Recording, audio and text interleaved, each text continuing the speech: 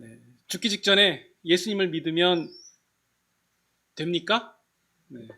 한때 저는 이런 류의 질문이 굉장히 궁금할 때가 있었거든요. 예수님을 죽기 직전에 믿어도 되냐? 네. 사실 저의 질문은 조금 더 구체적이었어요. 죽기 10초 전에, 네, 정확히 이제 시점이 있죠. 죽기 10초 전에 예수님을 믿으면 천국 갈 수 있습니까? 이게 제 질문이었는데요. 제 기억에는 제가 어릴 때 이런 질문을 하면 이제 그 당시 선생님들이 되게 난감해 하셨어요. 그러니까 뭐 이런 걸 질문하나, 이거 나도 궁금한 건데 네가 질문하니까 서로 피차이 좀 불편해지지 않냐. 네. 그런 그 느낌을 제가 받았는데요.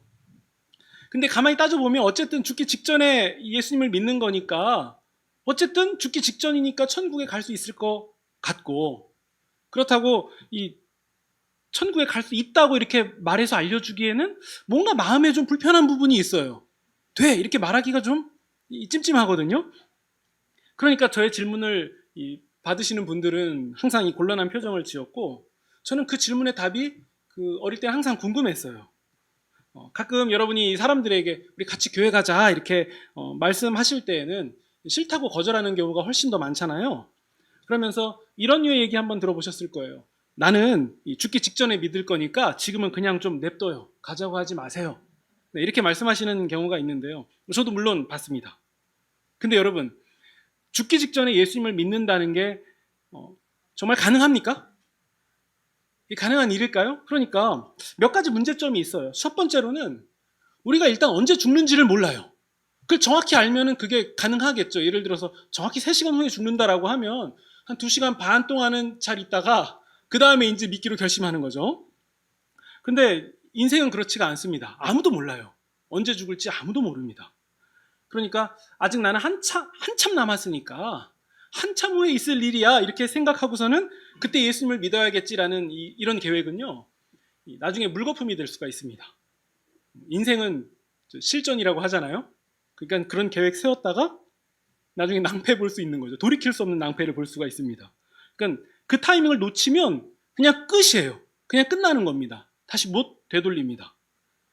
네. 그리고 두 번째 문제점은 뭐냐면요, 죽기 직전에 믿겠다라고 말하는 그 마음가짐에 문제가 있다는 거예요. 어떤 의미냐면요, 왜 죽기 직전에 믿으려고 하는 걸까? 이걸 따져보면 나와요.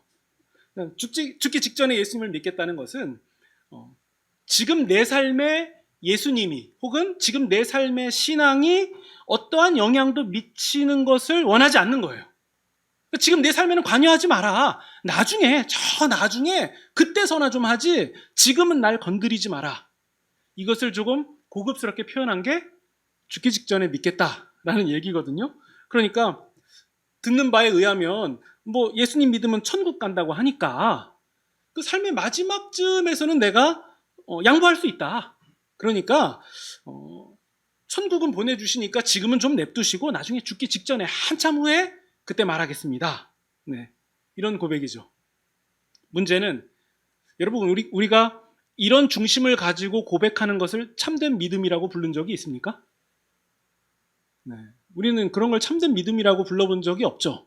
계산해서 마지막쯤에 어떻게 해주세요라는 것은 거래 같은 개념이지, 우린 이것을 주님을 향한 진실된 마음이 드러났다거나 아니면 혹은 내면 깊은 곳에서 비롯되는 회개다, 그런 게 동반되어 있다, 이런 표현을 그런 고백에 담아본 적이 없습니다. 그러니까 어쩌면 이 천국이라는 목적을 이루기 위해서 인생 마지막쯤에 드러나는 탐심은 아니었을까? 그걸 이게 포장해서 그럴싸하게 보여지는 부분은 아니었을까? 하나님하고 거래하려고 하는 그 이상도 그 이하도 아닌 그냥 그 자체? 거래 같은 거? 네.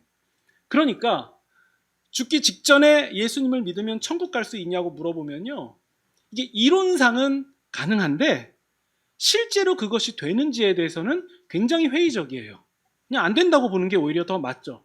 그렇기 때문에 저는 정리를 내렸습니다. 만약에 원수가 저한테 물어본다면 죽기 직전에 믿어도 된다고 저는 그렇게 말할 거고요. 그리고 사랑하는 사람이 물어본다면 그건 실제로는 될 수가 없는 일이라고 저는 그렇게 말할 거죠. 물론 농담입니다. 원수한테 그렇게 말씀하시면 안 돼요. 네. 그럼 제가 드린 말씀에 동의가 되십니까? 실제로는, 이론은 가능할지 몰라도 실제로는 그게 안 된다라는 사실에 동의가 되십니까? 그러면 제가 드린 말씀에 동의가 되신다면 이제 해결해야 되는 문제가 있어요. 그게 뭐냐면 우리가 오늘 읽은 본문에서 십자가 강도는 죽기 직전에 예수님을 믿었다는 거예요. 어쨌든 죽기 직전에 예수님을 믿은 사례가 됐는데, 그것도 우리가 느낌상 믿은 것 같은 게 아니라 정말 죽기 직전에 예수님을 확실하게 믿었고 그는 확실한 구원에 이르렀다는 점이에요. 그러니까 우리가 이 점을 해결해야죠. 실존해서 되긴 되잖아요. 이렇게 말할 수 있거든요.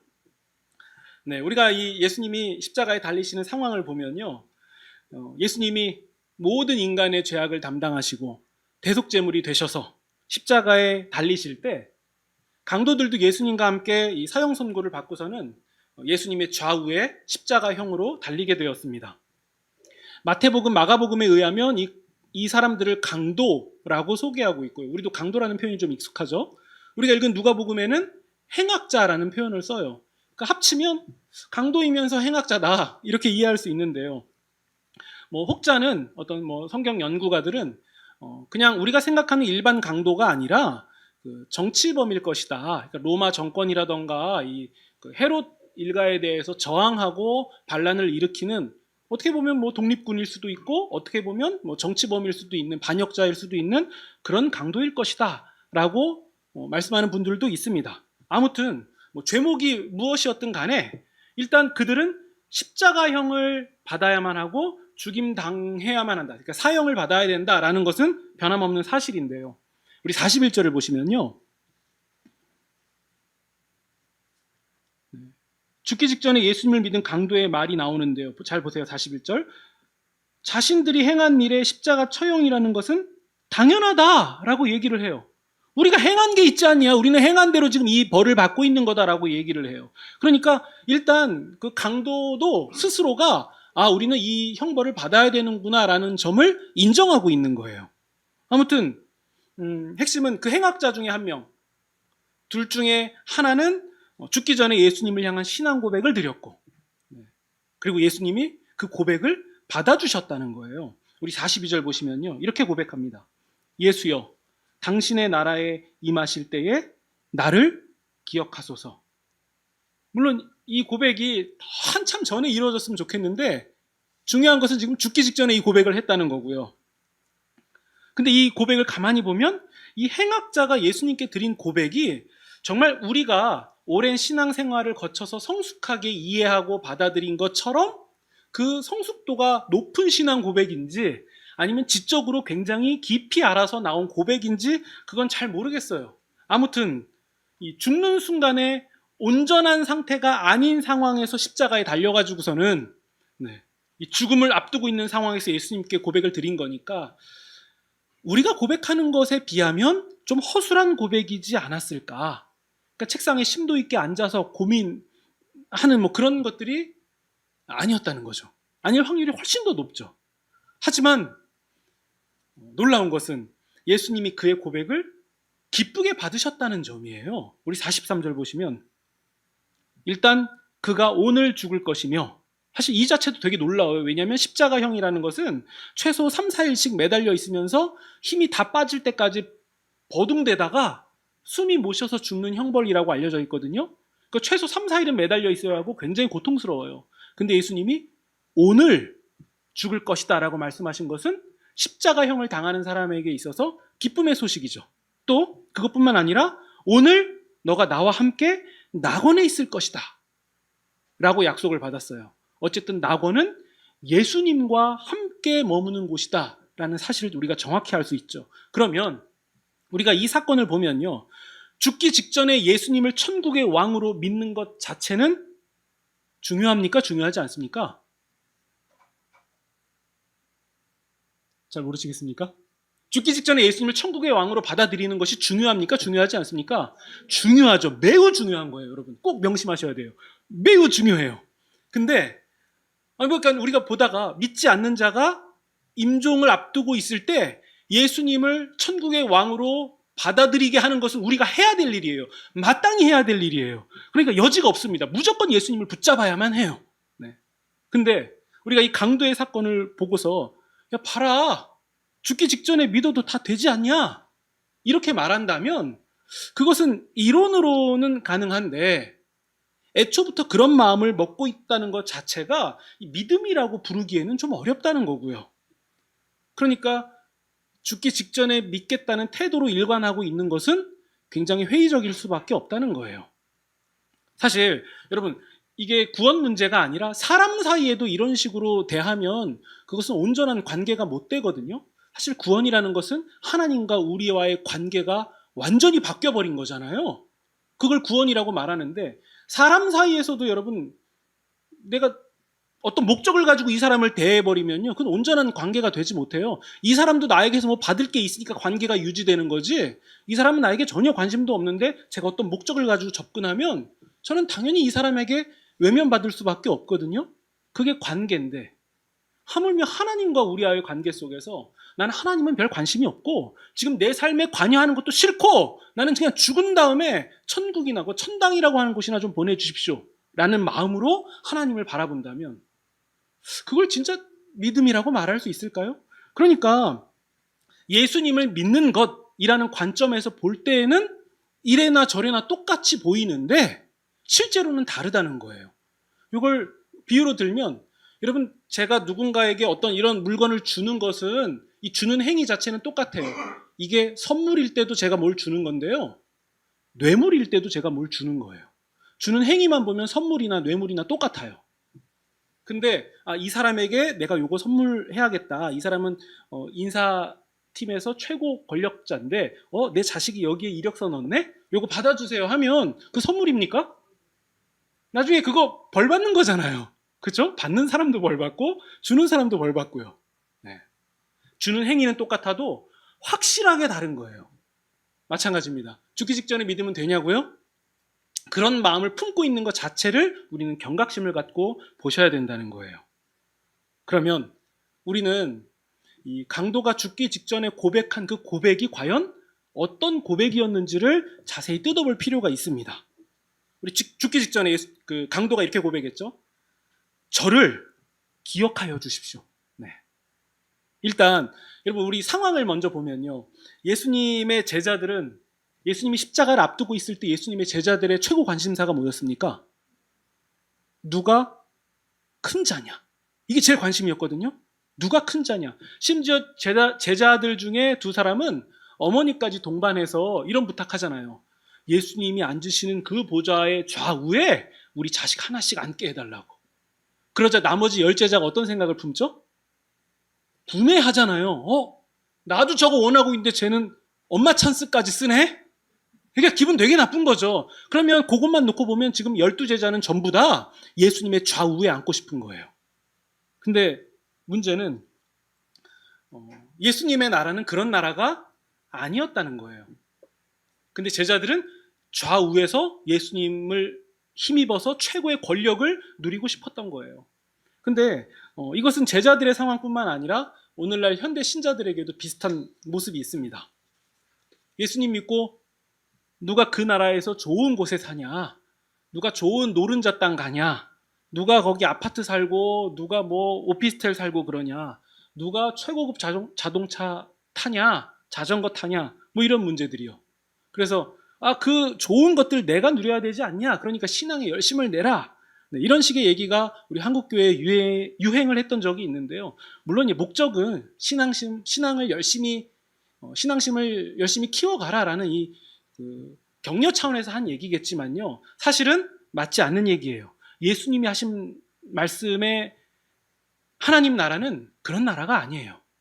섬김의 왕께서 왕 되시는 나라예요. 그러면 그 나라는 어떤 나라입니까? 섬김의 나라죠.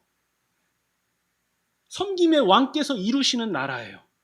십자가에 달리신 왕께서 이루시는 나라예요. 그 나라는 권력의 자리도 아니고 탐심의 나라도 아니라 대속물이 되는 나라고 섬김의 나라라는 거예요. 그래서 그 방향과 같이 가는 사람들이 입성하는 나라가 하나님 나라 아니겠습니까?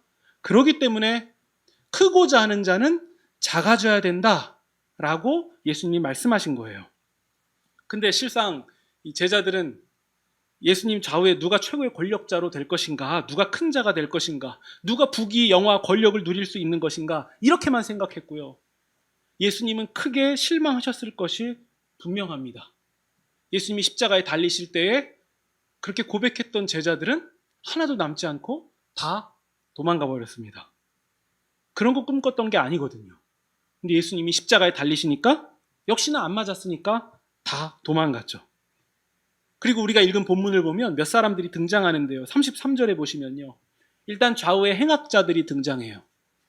실상 예수님 곁에 남은 사람들은 좌우에 행악자들 뿐이었어요. 그죠? 34절 보시면 예수님의 옷을 나눠서 제비 뽑아서 가지려는 자들이 있었어요. 아마도 이건 어떤 행위냐면 예수님이 너무도 유명하게 알려진 죄수니까 그 죄수가 품고 있었던 소지품을 나눠 가지면 나중에 그 유명세 때문에 이 소지품이 어쩌면 재산적 가치를 띠지 않을까라는 마음으로 나눠 갖지 않았나, 이렇게 생각하는 것이 가장 유력한데요. 네, 아무튼 예수님의 속옷마저도 가져가서 이득 보려는 사람이 그 근처에 있었고요. 네. 그러니까 아까 누가 예수님과 함께 좌우에 앉을 것이냐와 똑같은 거죠. 35절. 백성들, 그러니까 어떤 사람들은 예수님이 십자가에 달리신 모습을 보고서는 기가 찹니다. 아니, 남을 구원하러 왔다며. 근데 이 꼴이 뭐야 이게, 여기 달려서. 자기나 구원해봐라. 네. 이렇게 얘기하는 사람이 허다했습니다. 36절. 군인들도 예수님 곁에서 희롱하면서 신포도주를 권합니다. 이 신포도주는 그 당시에는 통증을 줄여주는 마취제 같은 것이다라고 추정하는데, 아무튼 희롱하면서 건네는 거니까 좋은 의도는 아니었을 것입니다. 그리고 37절에 군인들마저도 예수님께 빈정대면서 너가 유대인의 왕이라면 자신이나 좀 구원해봐. 그 매달려갖고 초라하게 그게 뭐야. 네. 이런 얘기를 하고 있는 상황이에요. 그럼 여러분 상황을 잘 보세요. 제자들은 다 부인하고 떠났어요. 베드로도 부인하고 떠났습니다. 그리고 사람들이 하는 말이 뭐냐면 자기나 좀 구원해봐라. 이게 뭐냐 이게 유대인의 왕이냐? 그러니까 예수님이 십자가에 달려있는 모습이 유대인의 왕으로 부르기에도, 천국의 왕은 갈 것도 없이 유대인의 왕이라고 하기에도 가시면류관에 피는 줄줄 흘러내리죠. 아무 힘도 없죠. 피 범벅이 돼서, 우리식의 표현으로 하면 피떡이 돼서 십자가에 덜렁 걸려 있는데, 여러분 그 모습을 보고서는 왕이라고 말할 수 있습니까? 그러니까 우리가 그 성화라던가 이런 이미지 때문에 예수님이 그래도 피는 흘리시지만 근사하게 매달려 있는 모습을 너무 많이 봐서 그렇지, 그게 여러분 실제라고 해보세요. 그렇게 멋지게 고상하게 매달려 있을 수 있겠습니까? 오히려 고통 때문에 몸부림치고 있는 예수님의 모습이 거기서 보일 수 있는 거죠. 그때 옆에 있던 강도 중에 하나도 이렇게 얘기합니다. 39절. 너가 그리스도라고 하지 않았냐? 자기도 좀 구원하고 우리도 좀 구원해봐라. 네. 그러니까 가장 가까이에서 보고 있던 강도 중에 한 사람도 우리라도 좀 어떻게 해봐라. 어디 멀리 갈 것도 없이 자신과 우리도 좀 어떻게 해봐라 라고 말하는 상황이에요. 그러면 이 상황들을 다 정리해보면요, 일단 민족적인 차원에서 예수님께 멸시와 조롱이 이어지는 상황이에요. 그리고 예수님의 제자들은 예수님의 곁을 다 떠났고요. 그리고 예수님은 십자가에서 피 범벅이 돼서 살아있는지 돌아가셨는지 구분도 안 될 그런 모습으로 덜렁 걸려 계신 거예요. 공통되게 하는 말은 뭐죠? 자기나 좀 구원해보라고. 네. 그러니까 여러분, 십자가의 강도 중 신앙 고백을 했던 그 한 사람은 예수님께 당신의 나라에 임하실 때 나를 기억하여 주옵소서라고 그 말한 그 강도는 모두에게 둘러싸여서 조롱당하면서 지금 살았는지 죽었는지 거의 죽은 모습에 흡사한 피범벅이 되어 있어서 싸늘하게 식어 죽어가는 예수님을 바라보면서, 죽음의 문턱에 이른 예수님을 바라보면서 그 고백을 한 거예요. 여러분, 인간적으로 예수님에게 무슨 희망을 볼 수 있겠습니까? 예수님을 봐도 아무 희망이 없는 상황이에요. 오히려 밑에 있는 군병한테 아이고 한 번만 살려주십시오 하는 게 훨씬 나은 상황 아닙니까? 도무지 예수님께 소망과 희망 아무것도 찾을 수 없는 그런 상황. 지금 눈으로 보고 피부로 느끼는 것은 예수님에게서는 아무 답도 찾을 수 없는 상황이에요. 다 떠났어요. 아니 측근들도 알아보고 부인하고 도망갔다니까요. 그때 강도가 뭐라고 고백합니까? 우리 40절 보세요. 40절에 그의 심리의 변화의 시작이 보여요. 너는 왜 하나님을 두려워하지 않냐? 옆에서 조롱하는 강도에게 얘기하는 거예요. 다른 강도에게. 나는 하나님이 두려워. 너는 하나님이 왜 두렵지 않냐? 하면서 41절입니다. 우리는 행한 죄의 보응을 받는 것이지만, 우리가 한 대로 지금 벌 받고 있는 거지만, 예수님은 옳지 않은 것이 없다. 다 옳으셨다. 우리는 유죄고 예수님은 무죄야. 너는 하나님이 안 두렵냐? 그런 소리가 입에 나오냐? 이 얘기를 강도가 고백하는 거예요. 피떡이 되신 예수님을 봐놓고서도요. 그리고서는 곧 숨이 끊어질 것 같은 예수님을 향해서 이렇게 고백합니다. 42절. 예수여, 당신의 나라에 임하실 때 나를 기억하옵소서. 여러분, 여전히 이 고백이 그냥 죽기 직전에 천당 가야 되니까 덜렁 내뱉은 고백입니까? 아니에요.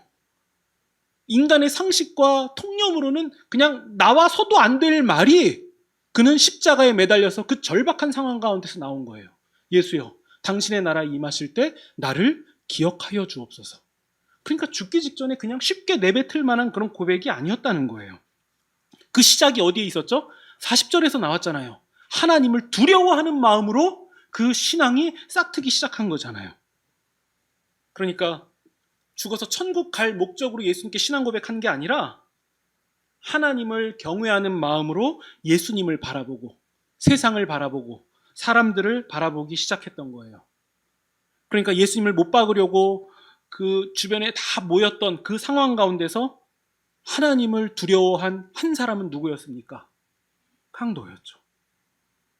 다 죽어도 싸다라고 고백했던 그 강도가 도무지 인간의 상식과 시선, 수준 속에선 나올 수 없는 그 신앙 고백이 싸늘하게 식어가는 예수님을 향해서 고백되어진 거예요. 그는 예수님을 바라보면서 천국에서 높아질 생각도 없었고요. 지금 이 십자가에서 탈출해서 도망가기를 바라는 것도 아니었어요.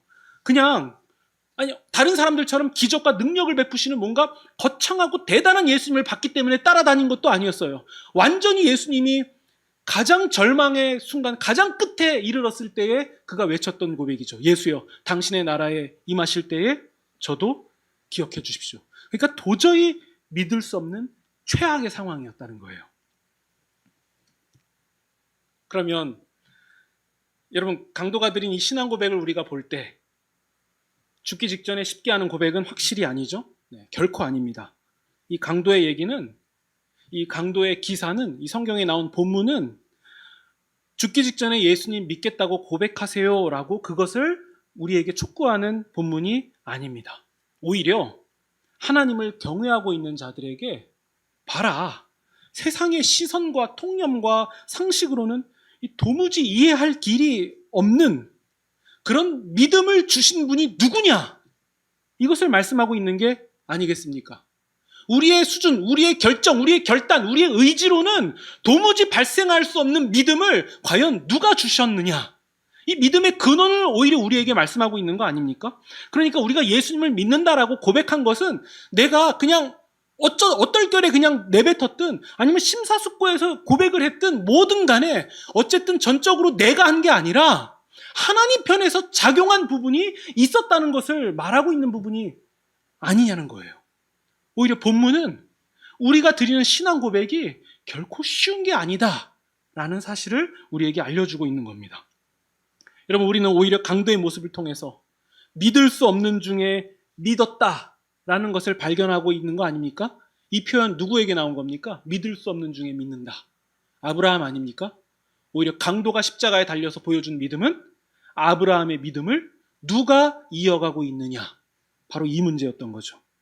그러니까 여러분, 구원이라는 것은 나의 입술의 고백으로 이루는 것처럼 느껴지고 보인다 할지라도 실상은 하나님 편에서 베푸신 초자연적인, 초현실적인 은혜이자 기적이라는 사실을 여러분 꼭 기억하시기 바랍니다.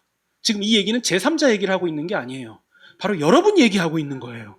여러분들이 예수님을 구주로 믿었다는 것은 하나님이 현실을 뛰어넘는, 세상을 뛰어넘는 기적을 여러분 가운데 베푸셨다는 거예요. 그러니까 우리가 예수님을 믿는다라고 고백하는 것이 그냥 뭐 아무 생각 없이 이렇게 나온다 할지라도 하나님이 여러분에게 작용하신 거예요. 네. 그러면 우린 다시 이 질문으로 돌아와야 될 것 같습니다. 여러분, 죽기 전에 예수님을 믿으면 구원에 이릅니까? 네. 구원에 이르러요. 죽기 직전에 예수님 믿으면 구원에 이릅니다. 그러나 죽기 직전에 예수님을 믿겠다고 하는 그 고백이, 그 믿음이 내가 계산해서 내가 타이밍을 맞춰서 내가 이룰 수 있는 것이라고 생각한다면 그건 틀린 거예요. 누군가가 죽기 직전에 예수님을 구주로 믿습니다라고 고백했다면 그것은 하나님이 하신 일이에요. 하나님이 하신 일이에요. 이 점을 여러분 꼭 명심하시기 바랍니다. 우리가 오늘 말씀을 통해서 우리 자신의 신앙 고백을 한번 점검해 보시면 좋겠습니다. 전적으로 내 편에서 볼 때에, 내가 나를 바라볼 때에는 내가 하는 것 같지만 실상은 하나님이 예정하셨고 하나님의 의지였고 하나님의 사랑의 결과로 지금 내가 예수님을 믿는다라고 고백할 수 있는 거예요. 하나님이 하신 일이라는 거죠.